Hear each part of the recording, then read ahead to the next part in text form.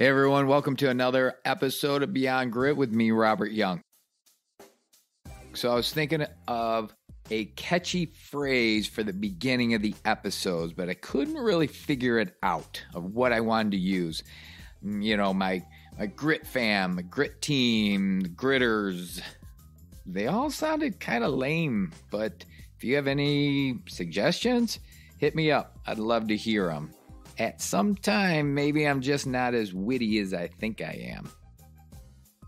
Do you ever notice how easy it is for us to say, I can't do something, and this is why? It's so easy to say. It's such an easy excuse. It feels like we're actually validating our excuses for why I can't do something.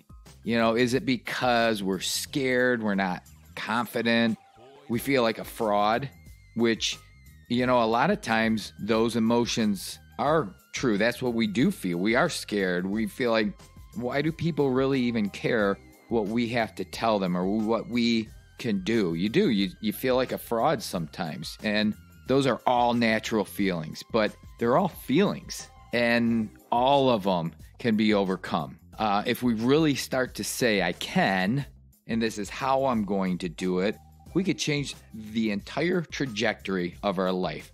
We can start to plant the seeds of achievement in our heads.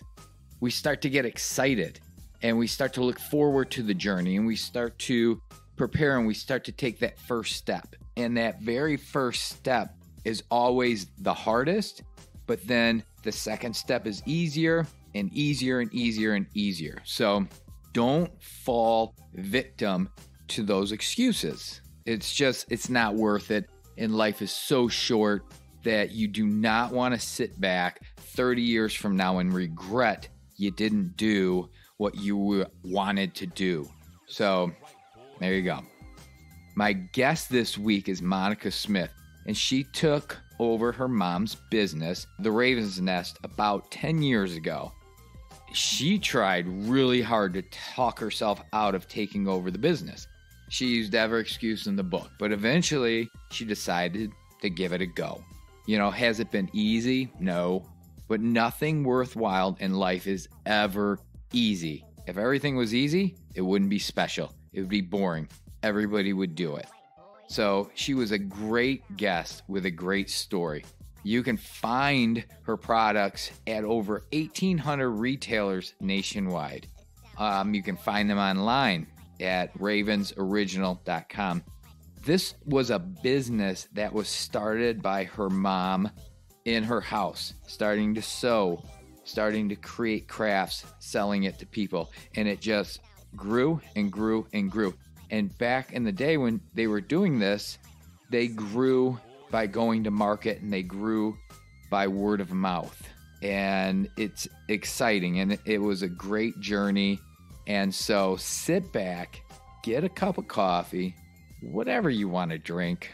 I suggest some good water and enjoy the show. And I'll see you next week.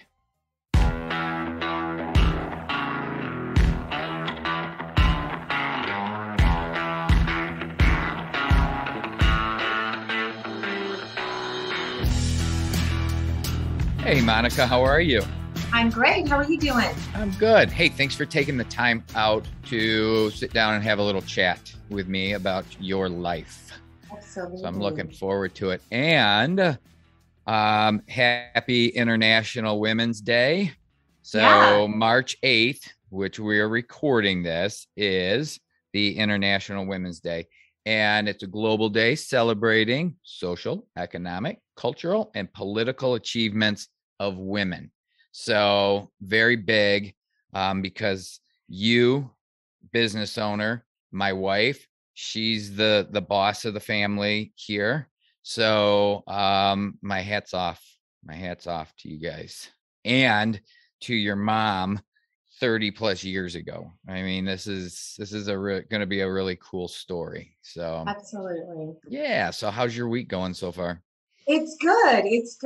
It's a little slower time of the year for me, which is kind of nice so that I can kind of take a breath after the busy seasons. We're a very seasonal business, but I'm loving it. It's spring here in the Carolinas, which other people are probably dealing with snow, but we're enjoying a little spring-like weather. So I'm loving that. It is beautiful. I thought it was going to rain. I Yeah, it know was it's supposed to. coming, but I thought it would be here by now. Yeah, it's coming tomorrow. I've had to rearrange my day tomorrow to pick up pallets of jam. So can't Mm, do that because the rain's coming. So it's going to be something we've got to pull together today. But I love the sunshine. it's It's so definitely nice. gorgeous here right now. I love the seasons here. So you own Raven's Nest. Yes. Tell me a little bit about that. Well, what's exciting that we're talking today is it is International Women's Day, and my mother, Raven, is the one who started it. So I always have to give her credit. It's her namesake. And she began this journey, I guess, over 40 years ago, actually, in a little town called Muscle Shoals, Alabama. And for anyone who knows about the documentary, there's a really cool documentary about that city. Um, So cool. do you know about So Muscle cool. Shoals? Yes. Yes, I Okay. do. I grew up there. I actually went to school with Rodney Hall. His dad created and started Hall of Fame, and had a little, I didn't know about it when we lived there. So Yeah. it's a really cool little town, and it's quite well known now, but it was just a small town that we moved to. And my mother started her little business, got involved in crafts and creating things, and loved to sew and paint. And it all started with literally a piece of fabric. And she created a baby line and was selling bibs and products to the local Sears and J.C. Penney's in Florence and Muscle Shoals, the Tri-Cities area. So her little craft business just evolved into different things. And she kind of kept reinventing herself, doing woodworking, painting, baskets. It just evolved into a lot of different things, and eventually ended up with the gourmet side of the business. And that's where it's landed and where it is now. But it really started with her just being very entrepreneurial in a day when women didn't even work, for that matter, hardly, Yeah. much less call themselves an entrepreneur. But my mother was really ahead of her time and was always very creative and just always creating and moving on to the next thing. And over the years, 40 years later, it led to, actually 10 years after she started, it led to her creating her mulling spice, which was the first gourmet product that she created. That's kind of where we've landed on the Uh-huh. gourmet side of things. And how was your dad? He was in banking. He was in the military prior to that. So before I was 11, we had moved to probably 10 different states. Okay. When we landed and ended up in Alabama, it was the first place where we stayed for a while. So he was working and my mom was doing her craft business, and the recession hit in 1980, and she was making her, selling this baby line. I was sewing baby bibs for literally 10 cents a bib, and she had me working, and I was always working and making things. My sisters and I always were. We were always, the assembly line, working, sanding, painting, sewing, whatever it was that she had us doing. But that business ended up turning into, or her hobby, her craft turned into a business when my dad decided that, hey, this is a viable business, and let's take it to another level. And it became their business. They worked together. He quit the bank and they Oh, started really? working together. Yeah, we had a shed or a little building in the backyard. And when she got into the woodworking, which was the next thing, he did all the woodworking cutting. We did all the sanding and base coating and painting. And my mother did all the detail hand painting. She's actually an artist. She can sew, paint, create floral arrangements. I don't think there's anything she hasn't done, to be honest. She's done quite a bit. So he came That in and got involved too. your parents were ahead of their time back then. That's probably one in a million Yeah. where the husband back in that time would have left his job and pursued something that the wife was good at, like being able to recognize that and say, Right. you're the one, and we're going to follow your journey and Yeah, help I you guys never along. I thought about it mean, that way, but you're right.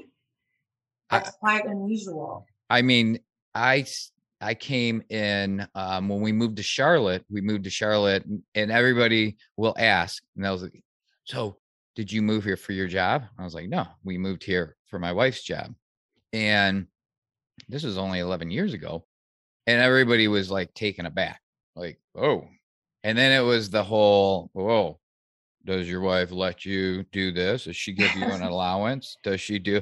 So, I mean, when they were ahead of their time, they were ahead of their time. And Yeah. that's Yeah. My awesome. mother, it's funny. She gets a little, not resentful, but she gives a, she tells us, this was supposed to be just my fun, my craft. But your dad turned it into work. She wanted to just do it on the side, and he just saw the potential, and it went from there, and they ended up doing it together. So yeah, it was a joint effort, and we were the worker bees. We didn't have a normal childhood by any means. Everyone loved to come to our house because my mom was fun and crafty, and they just thought it was really cool to come over and make things and do things. And her products were literally in the stores, in the local stores. And so it was like craft time at our house, but it was a Yeah. legitimate business. So yeah, everyone liked to come to my house. I didn't like it, but looking back, it's what got me where I am today. My parents were very hardworking, and they created a wonderful little business that supported them, all the years, until I ended up stepping in. So, Yeah. yeah, So you grew up in Alabama. When you finally settled down, you're in Alabama. right. And how many siblings do you have? There's three of us. I'm the Okay. oldest of the three. Yeah. It's, I always share with people Raven's Nest. Literally, the nickname is the name of the business is Raven's Nest. When my dad met my mom, he nicknamed her Raven because of her black hair. She's half Filipino. And the nest literally represented our home, which is where the business was up until 13 years ago. And Hmm. the three eggs in the nest and the logo are actually the three girls. So there's a story to the logo and to the name. It all comes from our life. It was our life. It was in our home. Are you the oldest? I am. Of Okay. course I am. That's why I'm the one that ended Yeah. up stepping in to take over the business. I think it goes with the firstborn. There's something about that. But Yeah. Other stay siblings, are they involved. still there No, in they're all Alabama? here. Well, there's one here. Okay. One of my sisters, the youngest, moved to Charlotte years ago and lives in Waxhaw, and she's out here as well. And then my middle sister is still in Birmingham, which is we ultimately left Muscle Shoals when I graduated from high school, and then we moved to Birmingham. And from Birmingham, they stayed there. My parents stayed there, and my mother still lives there. So Okay. Birmingham, I consider home. Muscle Shoals is really my childhood home. Okay. All right. And you've been here in the Charlotte area for over 20 years. Yes, going on almost 23, which is the longest. It's funny, we moved my entire life. My sisters, we were all born in different states, and we moved quite a bit, but we've been very lucky to come here and stay. And all of my children have grown up in the Charlotte area in Waxhaw. Yeah. So, How many kids do you um, have? I also have three. Three? Yeah, two boys and a daughter. My oldest is my daughter, and then two youngest is 18, and the oldest is 20, almost 26. The two Okay. of them are actually actively working. My middle son just started a new job. He's actually in the real world working his third week, so that's exciting.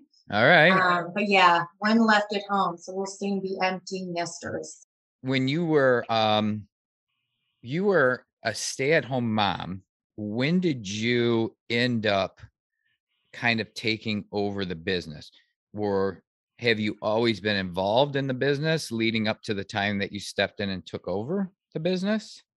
I wish I could say that I was, but it's actually a very unconventional way of coming into the business. I was not part of the business at all, and the wholesale side on the day-to-day operations. My parents ran the business out of the basement of our home in Birmingham, and they were shipping to stores all over the US and mostly in the Southeast, but they were shipping pretty much everywhere. And the business was doing very, very well. But they decided they came to a place where they wanted to retire, and they attempted to sell it. And we really didn't think they would do it. We were all going, oh, they're not going to sell the business. They wouldn't do that.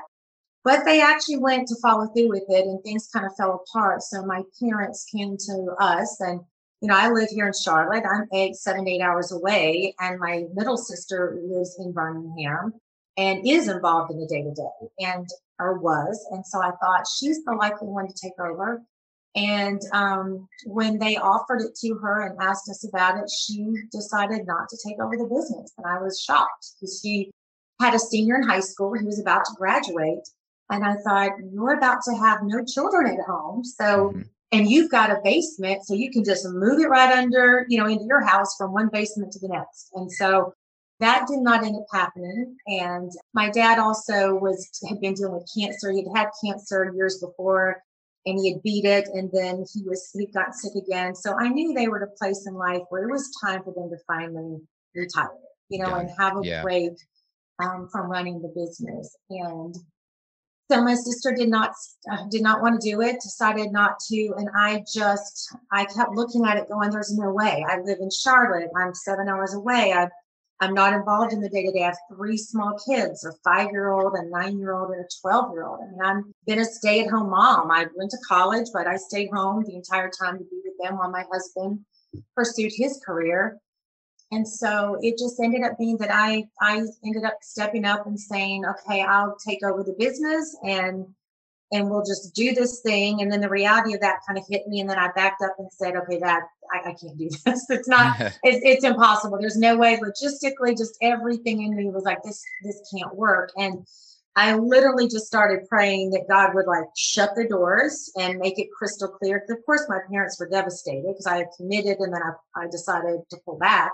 Mm-hmm. And I just knew it was gonna just be too much and destroy our lives. It'd just be so much because I watched how hard they worked, and I just thought the odds are against me. So, long story short, I just prayed that the doors would shut, and instead they sort of miraculously opened.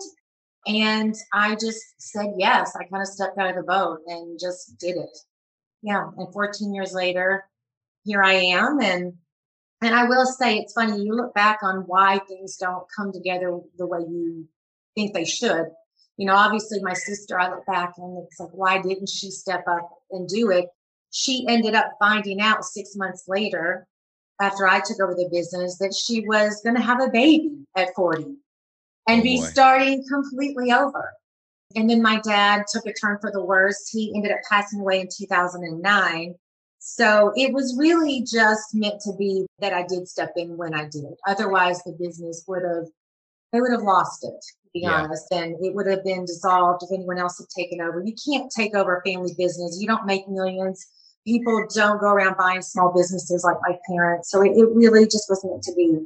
I feel like it was the right thing to do. And I really did it to carry on their legacy, to be honest. I gave up Mm-hmm. my childhood for that business. And I just looked back and thought, all the years of their hard work, everything that they had done and created. And I just couldn't see it not continue, to be honest. And I just felt this desire to just kind of honor my parents and do it. Yeah. And I just jumped in. I just jumped, stepped out of the boat and did it. It's probably, it's that change of mindset of you're talking yourself out of it. Like, how can I Yeah, talk myself out of this? I can't do this, and this is why. Then you finally shifted and was like, well, I can do this, and this is how. And once you hit that, I don't think it would have happened if there wasn't an emotional attachment to that business. absolutely. You'd have been like, nope, we good. I'm Yeah, good. no, in my mind, it made no sense. There was no logical reason because I'm very blessed that my husband has a good job and Mm-hmm. I don't have to work. And I say that not to brag, but just to share that it is a labor of love for me. Yeah. It's a passion to, if it were about money, and I'm very lucky that I can make decisions that aren't based on money, that aren't based, I'm not forced to do certain things. I don't have to work with people I don't want to work with. It's wonderful that it's something I can continue to carry on, but it's I make those decisions of who I want to work with and form relationships and partnerships and it's great. But to your point, it's a labor of love. It wasn't a logical decision in any way, but more of a passion just to carry on their legacy. So you moved when you took over the business. Did you move all the operations from Alabama to the Charlotte area? Not initially. It's interesting. I'm not afraid to ask. ask for things. My grandmother taught me at a very young age, the worst people can say is no. So Mm-hmm. I literally, those doors that I was saying I was praying would close, they ended up opening because I met a gentleman here in Charlotte who owns several businesses. I kind of went to one of the shops that were local to this area and knocked on the door and said, hey, I'm looking at taking over family business. I need a warehouse. I need all these things. And just started reaching out. And this person reached out to me, and he had a business down in Florence, South Carolina. And he, through several conversations, just out of the blue, didn't even know him. I knew nothing about him. It's funny when I look back. And we ended up having a conversation, and he said, I can do all your shipping. I can store it, warehouse it. I can do that for you. I've got all this extra space. And he ended up doing that down in Florence, South Carolina. So I would drive 3 to 4 days a week from here to Charlotte, all the way down to from Charlotte area to Florence after I dropped the kids off at preschool. And I would go down there and get back before they would be picked up at 1 and kind of oversee it initially. So that's Yeah. where I moved it initially. Okay. And that was the door that opened because I didn't have a building. I didn't have a fulfillment center. Those didn't really exist back then. Yeah. We don't have basements here either. Exactly. Yeah. There's no basement. That was one of my biggest things. I don't have a basement. So yeah, that door opened, and it worked out that we had a great partnership for about a year, and then a warehouse development opened up just down the road, and it was great. So close to the elementary school and the middle school where my kids were. So I ended up shifting and moving it all here, and took over all of the day-to-day at that point, probably a year and a half into it. So okay. How was balancing that and raising, young kids? My youngest tells me he raised himself, and he did. I'll be honest, when he was 5, that's when I took over the business. My husband had kind of told me, the youngest is going to school, so, you can get a job. And I was like, well, getting a job and owning and running a business is 2 very different things. So it's funny because you mentioned this, and I picked up on it when you mentioned my dad was the one who, I never thought about it, that he was the one who really catapulted and got my mother to move from her craft to creating a business. And it's so ironic how life mimics and mirrors itself. I did end up taking over the business at my husband's pushing. He was the one who sort of pushed me and said, you need to do this, because on paper it looked good, but I knew personally the toll it takes, and I knew what it would be like doing it. Especially, I'm a perfectionist. I never turn off my brain. I knew it would be a lot for me, but he pushed me to do it. So all these years later, he was really the reason that I ended up going back and saying, okay, I'll do this. Because he kind of did push it, just like my dad took my mother to the next level. So I think that's interesting. I never really thought about it that way, but yeah, so we moved it here, and I took over, and it was hard because my youngest, I did take over because my husband said, you need to, it'd be good to get a job and we can work on paying for college. And so taking over the business was that job. It just turned into full-time, 24/7 business for me. Yeah. And it was tough. My youngest sort of raised himself. He'd get off the bus alone, and I'd come running in the door right as he got to the door. He just had to walk up the street, which, was a short cul-de-sac. So it was just a few feet away, but he's pretty independent. He's my most independent child.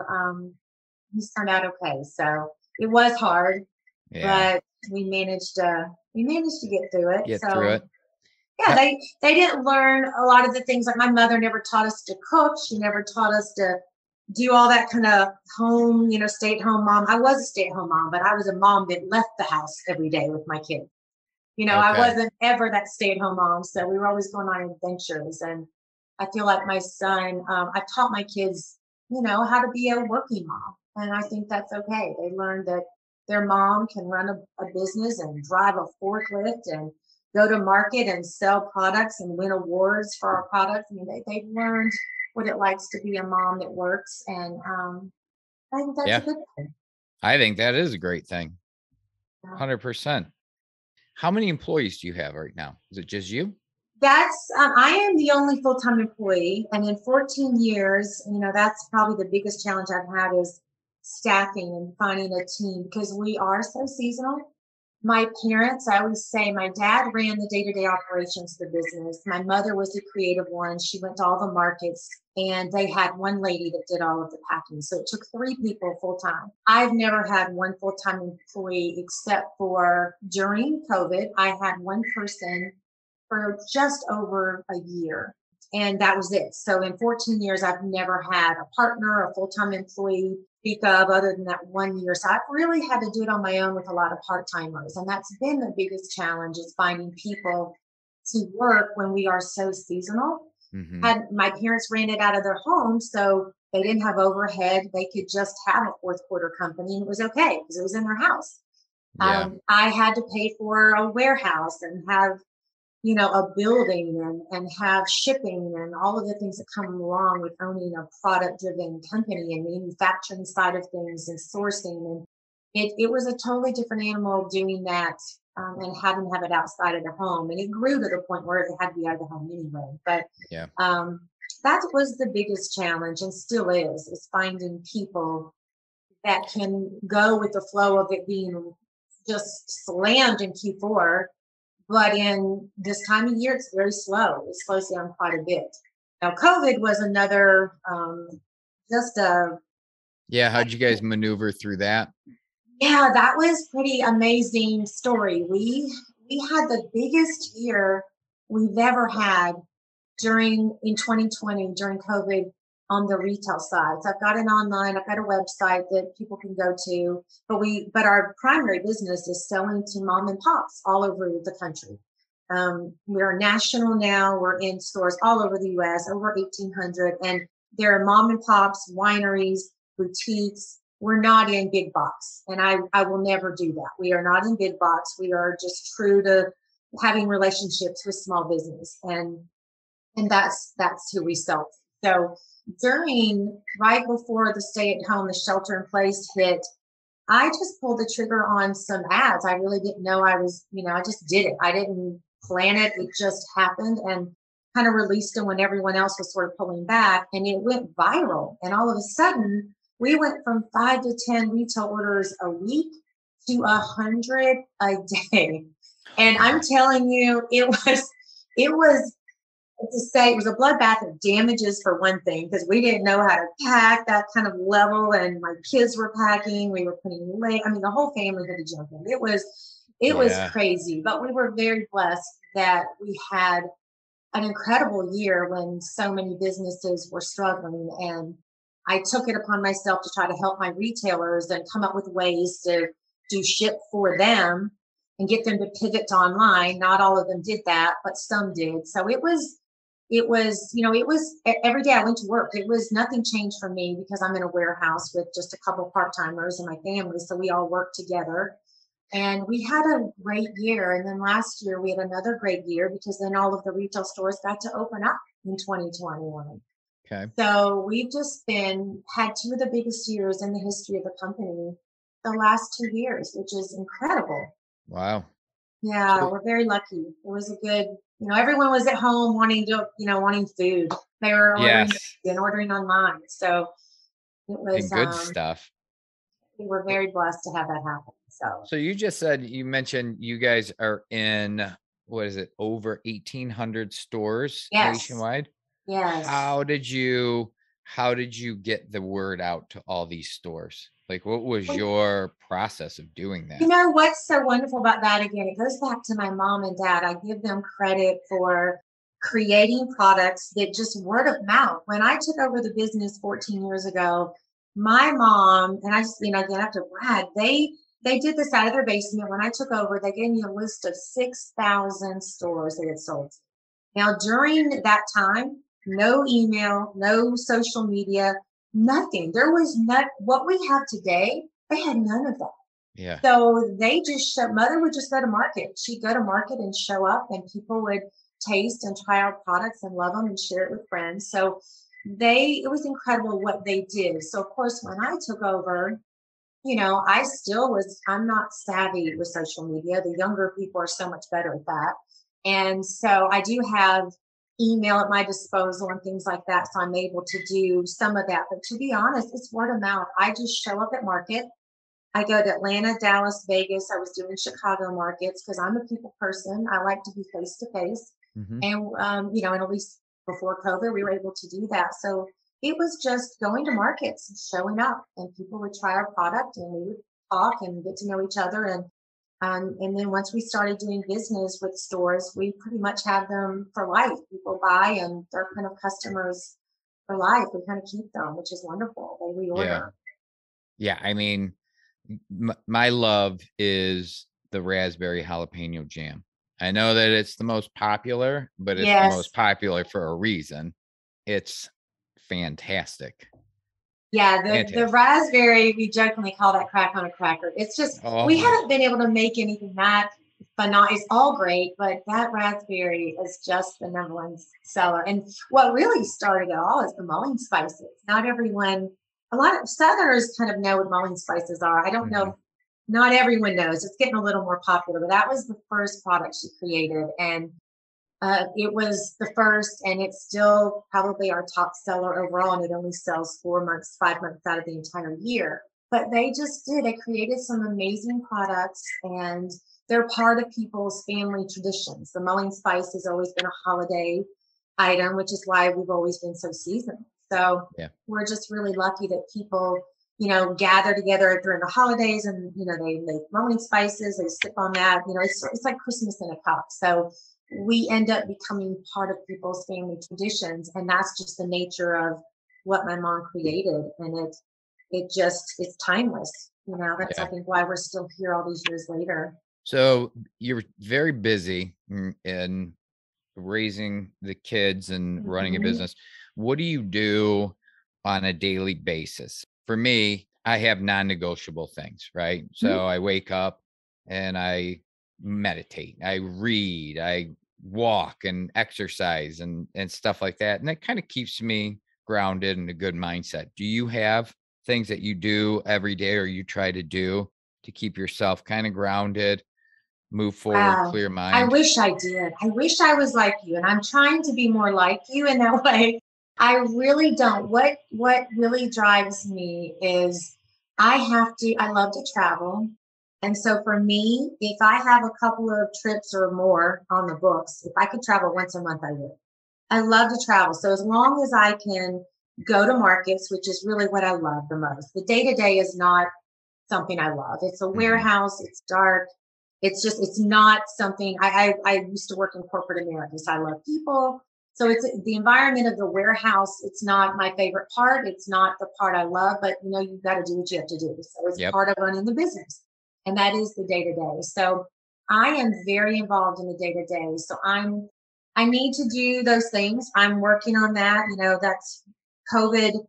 I still went to work every day, and I had to crank up even more. And that's probably the challenge of owning a business and running a business that is, I don't have a team of people that's as solid as I would like because it is seasonal, but I have to Mhm. wear every hat. So I'm pretty much working every single day. And again, this time of year, it slows down a little where I can do things, but I'm working on rebranding, looking at, fulfillment centers, doing things to be proactive in making the business work and more smooth in the fall because the fourth quarter is so challenging. So Yeah. right now is just a time to be more proactive, which I never get to be. I'm very reactive every day because everyone comes to me every day. Monica, Mhm. there's a lot of questions, a lot. It's just, I have to literally do it all. And these business people listening, they're going to be like, but you can outsource and you can do this and that. And, it's easy to say that, but this business is so seasonal and so hands-on and so many layers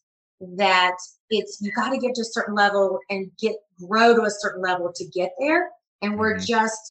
I'm just debating, do I even want that? Do I want to pull back a little like my mom and dad did and keep it smaller, keep it where I can manage it well and not have other people coming and tell me what I have to do or need to do. So I'm in that place where I need to figure that out. I do need to, my last child's going to graduate, and this is my time to say, how long do I want to do this? How long can I do this? So I'm a little bit of a workaholic, I guess, and it just never turns off for me. So Yeah, Um, and and that's kind of what's really nice to be in your position is you can actually build it to be as crazy or as calm, not calm, yes, but yes, right. as big or as small as you want it to be and hold it there because like you said, you like to travel. Your husband's working, kids are almost gone. It's a good place to be. It is. It is. It's just with my brain, it doesn't turn off. So if it would be nice to say, let's just pull it back, but I don't ever do anything halfway. I just want Yeah. to go at it and just make it great. And you get a little bit, you're looking at what other brands are doing, and then you're thinking, oh, I should be doing that. And yeah, it's challenging. And when you're in 1,800 stores, unlike people who are in the service industry, 'cause I have a ton of friends, people I know that own their own businesses, but they are their business. They are their own, they're a life coach. They're whatever it is they're selling, they can control it because they can just say no. I Hmm. have 1,800 stores that I can't turn off. This is their Yep. livelihood. So I take it very personal because we had a store as well when growing up in Birmingham. My mother also had a retail store called Raven's Nest. She had the wholesale. And although I said I wasn't involved in the business, day to day, for 30 years, I've done 2 or 3 retail shows for 30 years, every single year, one of them being in Nashville, Tennessee. And that was always my play money. I would buy product from my parents wholesale and go and sell at retail these Christmas shows. So that was my play money while I stayed at home with the kids. So I did work, but it was 3 or 4 solid weeks out of the year that I just would go do these shows and sell a ton of product. But that allows me to sell at wholesale and just easily sell it to my stores because I know how well it sells. So Yeah. I've got a different perspective than most people because I've sold it. I know how well it's going to do for them. And so I'm not just selling them a product to make money. I know it's going to be a great seller for them. And that's where I take that ownership with the stores. They're family businesses. And Hmm. like myself, I've formed relationship with these stores. So you can turn it off, but you can't because these All right. stores are dependent on the products. And it's, during COVID, a lot of people went into the store specifically looking for certain products that we had. And, it's, they And are you want them to successful, be I'm there. successful. Yeah. So it's kind of a relationship there. So I wish I could just say, yes, turn it off. You can't. So it's always going to be at some level always moving and going and running itself, it's just how much of it is going to run me. I've got to get kind of step back a little bit more. So I'm working on Yep. that. I'm Yep. a You got to working take care of process. this. You got to take care of it. Take Yes. care of it. Yes. Um, so travel, I love travel too. Oh, I My do wife and I too. love travel. Where are your favorite places to go? I love the beach. My mother, she grew up in Miami. And so the beach for me is just, I know I've heard that you love the mountains. And Hmm. it's funny because my husband is a mountain person too. And we go over to the North Georgia mountains a lot. As a matter of fact, he goes there every minute he can because he loves the mountains. And it's a little isolating for me. And I love to go, but if I want, I love the beach. It just fills my soul. I get rejuvenated when I go to the beach and just kind of decompress and you can't really do anything on the beach. But look at the ocean and just breathe it all in and enjoy the sunshine. But if I go to the mountains, I can still get on my phone. I can still try to work. But at the beach, it's kind of hard to even see your Yeah. screen on the beach because it's too sunny. So it kind of forces me to disconnect. So but I do. I love to travel. I love to meet people, and for me, Yeah. that's a lot of fun. So the market side of running the business is the part I love the most.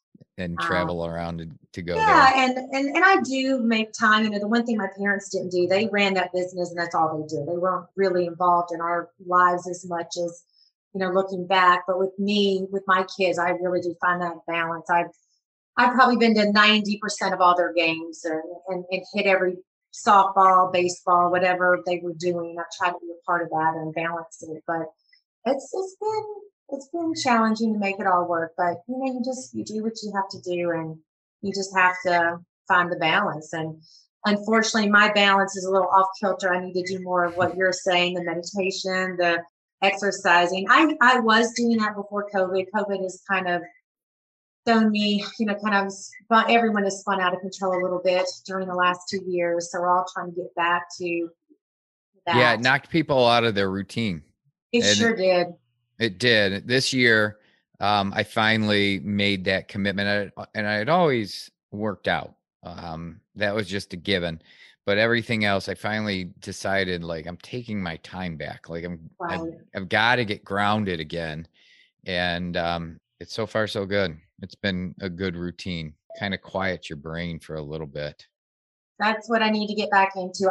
Funny story. When I was at market in January, I've got friends that are all addicted to Peloton. Mhm. So they're all like, the Peloton's amazing, and we're just addicted to it. We love it. And so I just spontaneously, I just bought one. I bought it on my phone. I literally got on my phone and bought one, and it was delivered on Valentine's Day. Never have I ever taken a cycle class. Okay, let me just clarify that. So I buy a Peloton. Never have I taken a cycle class. Now, do I like to ride bikes? Yes. Two very different things, though. Yep. So they deliver it on Valentine's Day, and the guy goes, "You see, you have your shoes." I said, "What are you talking about? What do you mean I need shoes?" And he said, "Yeah, you need shoes." And I said, "What? I can't just get on this thing without shoes." So that's how little I know about a Peloton, but I'm so determined to just start doing something again because the world was shut down. I couldn't get to the Y and do bar classes that I love. Mm-hmm. And so I'm trying. I've been on it 10 times in the last, which is better than nothing. I've decided it's better than sitting on the sofa. So Yep. I'm going to pat myself on the back. I'm off the sofa. I'm trying to do something. So Keep moving one step keep forward. moving. That's I what tell people 1% better every day. I had a guest on the podcast, and he threw that out there, and he's like, and you just think about it. It's just that 1% better every single day, every single day. And 300 days later, you're 300% better. Just one little step. So I took that from him, and I use it myself and with my kids. I even have a little bracelet, 1% better every day. And it's easy. Now it's attainable. Now you broke it right. down, and people can use that with anything in their life. Anything. Absolutely. Just, you don't have to go out full bore and change your life in 3 days. Little by little. No, you don't. You literally, Little by like you little. said, baby steps, 1%. I did not know what I was doing when I took over the business. I did not have a business plan. I had none of the things that every business minded person right now that's starting a business is doing. I literally just said, I'm going to get up every day. I'm going to go into work. I call it failing forward. I'm going to fail. I fail all the time. I'm not good at everything. I've learned that I have to know what I'm good at and what I'm bad at. And I acknowledge those. I'm not so prideful that I can't say, I'm not a good manager. I'm a people person. I don't want to manage people, but when you run a business, you have to. Mhm. And that's an area I need to work on. I can run my business by myself all day long, but do I need to be doing that? No. So I've got to learn, what I'm good at, what I'm not. But I just call it failing forward. I'm not great at everything, but I'm going to learn, and you learn from your mistakes. You just get up and Go just do it. figure it out. You just go do it, or find someone who can help you do it, Yeah. and, That's and awesome. show you how. So, So yeah. any advice that you would give yourself, your 10 years ago self, as of today? Would you say, hey, Oh maybe my do goodness. this?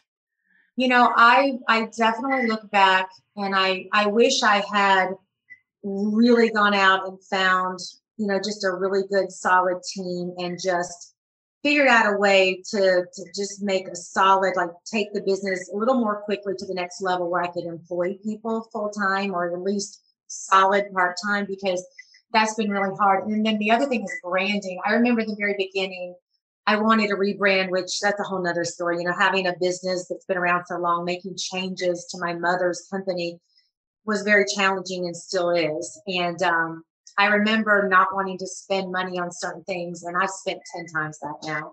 Had I just done it up front and brought in someone to help with branding initially, sometimes you think you can do it all, and I'm learning I can't do it all. I've got to go find someone else that can, and bring them in to help me. Yeah. So yeah, definitely reach out for help. I think I can do it all, and I just can't. But Yeah. one day at a time, like you said, the 1%, get up and just do a little bit each day. A little bit each I day. love that. Well, it was a pleasure sitting here and talking to you. Yeah, nice Great chatting with story. you too. Yeah. Thank Yeah. you. So good luck with everything. And have a good rest of your day. All right. Absolutely. Take care. You too. Bye-bye. Bye-bye. Thank you very much for listening to this episode of Beyond Grit with your host, me, Robert Young. If you've enjoyed today's episode, please subscribe, rate, and review. Tell somebody about it. You can find this podcast on all major podcast platforms, and be sure to tune in every Wednesday for another exciting success story of somebody going beyond grit. Until then, take care.